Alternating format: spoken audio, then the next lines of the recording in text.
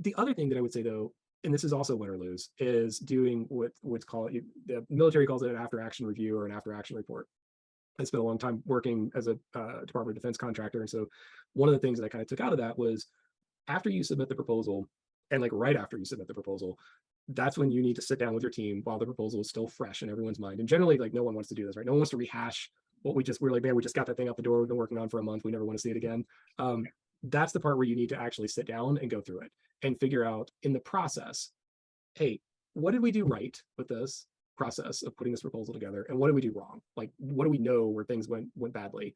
And getting feedback from everyone on the team that was part of that proposal, because to get better at doing proposals, this is where you need to sit down and figure out your process and get your process more streamlined.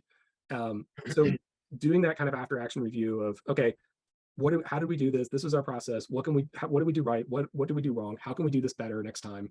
And then after doing that, this is also the part where you want to we can create what I call like proposal building blocks of saying like, okay, we have this, we pulled this thing of, we did this proposal, we wrote up this process.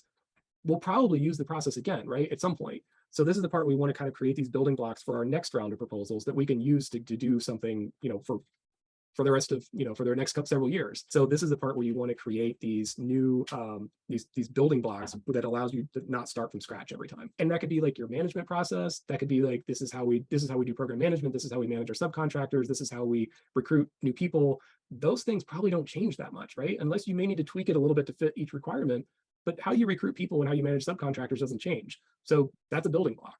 And then if you're, whatever you do, if you're, if you're a video production company, how you shoot something and how you do post-production afterwards, that process is pretty much the same every time. Yeah. So pull those pieces out and create those building blocks so that you can start with that the next time and make it easier on your team.